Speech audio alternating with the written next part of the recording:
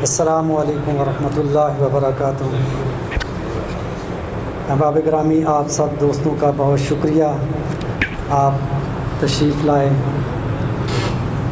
جیسا کہ اس فلیکس سے بھی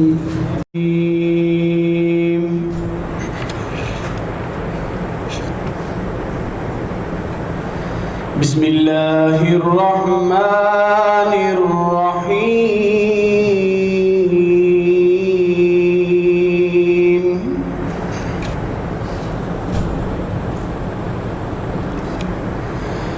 والتین والزیتون وطور سینین وهذا البلد الأمین۔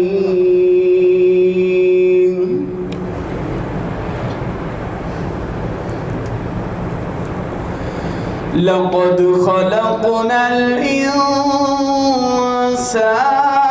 في أحسن تقويم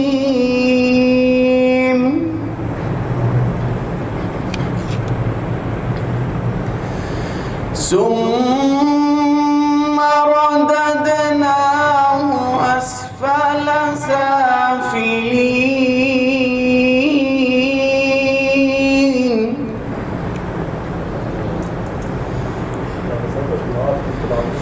إلا الذين آمنوا وعملوا الصالحات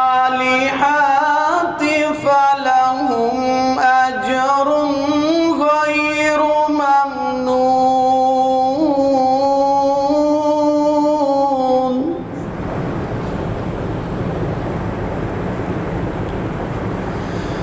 فما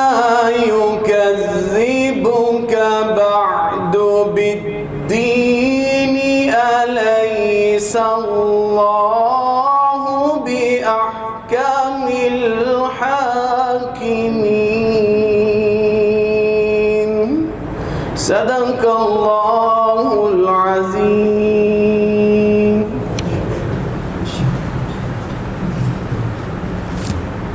پنجاب، میں ان سے ملتمس ہوں کہ وہ اسٹیج پر تشریف لائیں۔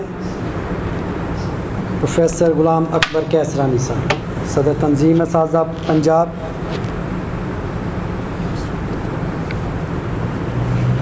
ڈاکٹر صاحب کو پھر بلا لیں۔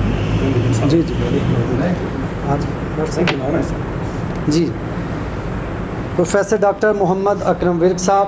ان سے ملتمس ہوں کہ وہ بھی تشریف رکھیں۔ دیگر مہمان آنے گرامی جو ہی تشریف لا رہے ہیں۔ بسم اللہ الرحمن الرحیم۔ اصل میں میرے ساتھی کو افراد کی اس طرح پہچان نہیں ہے، تو نائب امیر جماعت اسلامی ضلع گوجرانوالہ جناب جاوید اقبال صاحب سے میری درخواست ہے کہ وہ بھی اسٹیج کے قریب ذرا تشریف لے آئیں، ان کی نشست یہ ذرا قریب کر دی جائے۔ اسی طرح الخدمت جماعت اسلامی کے صدر اور میرے بڑے بھائی برادر خالد احمد شیخ صاحب سے بھی میری درخواست ہے کہ وہ اپنی مخصوص نشست پر تشریف رکھیں۔ ابھی تک کیونکہ علامہ محمد منیر کھوکھر صاحب باوجود فون کرنے کے پہنچ نہیں پائے، تو لہٰذا نبی اکرم صلی اللہ علیہ وآلہ وسلم کی بارگاہ میں ہدیہ عقیدت کے لیے،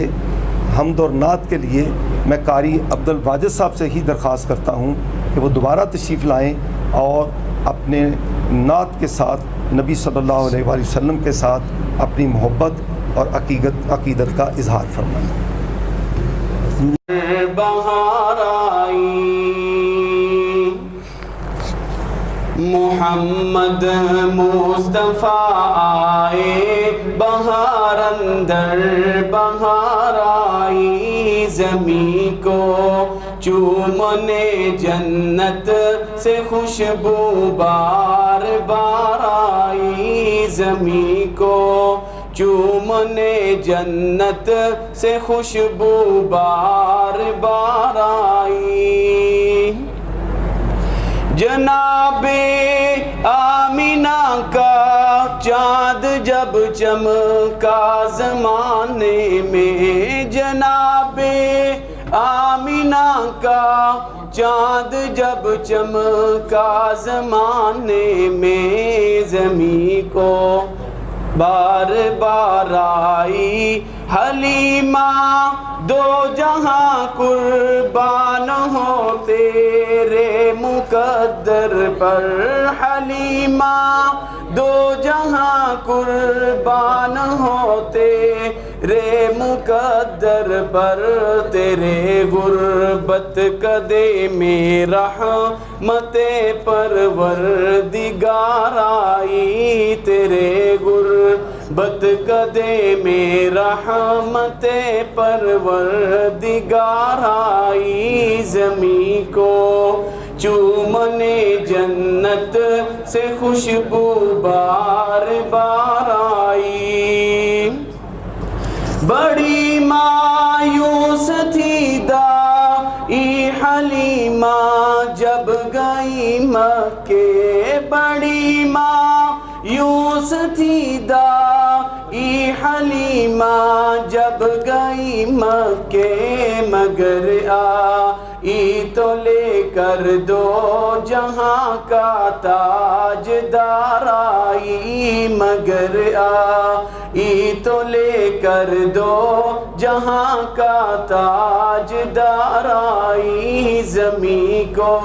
چومنے جنت سے خوشبو بار بار آئی محمد مصطفیٰ آئے بہار اندر بہار آئی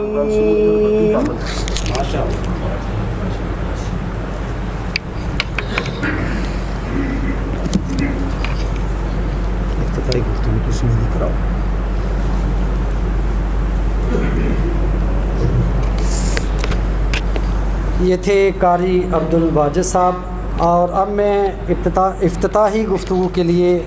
دعوت دے رہا ہوں صدر تنظیم اساتذہ پاکستان ضلع گجرانوالہ پروفیسر ڈاکٹر زاہد احمد شیخ صاحب کو کہ وہ آئیں اور اپنے افتتاحی کلمات سے آج کے اس پروگرام کا آغاز کریں۔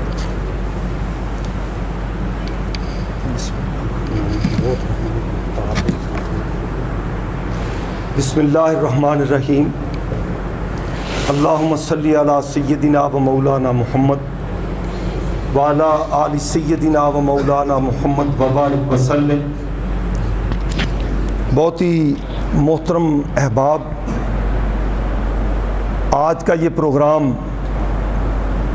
محرم الحرام میں واقعہ کربلا کے حوالے سے حضرت امام حسین رضی اللہ تعالی عنہ اور اہل بیت کے اس عظیم الشان قربانی کہ جس کی شاعر نے کہا کہ ابتدا حضرت اسماعیل علیہ السلام ہیں اور انتہا حضرت امام حسین رضی اللہ تعالی عنہ ہیں۔ محترم صدر صوبہ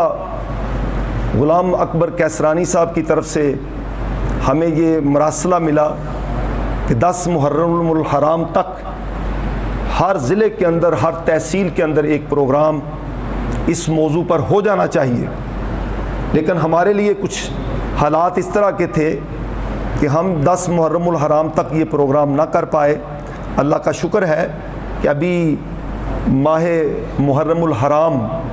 جو حرمتوں والے مہینوں میں یہ 4 مہینے جب سے کائنات بنی ہے، اللہ نے اور اللہ کے رسول صلی اللہ علیہ وسلم فرمایا کہ وہ محترم ہیں۔ محرم، ذیقعد، ذوالحج اور اسی طرح رجب کا مہینہ، یہ جو قربانی حضرت امام حسین رضی اللہ تعالی عنہ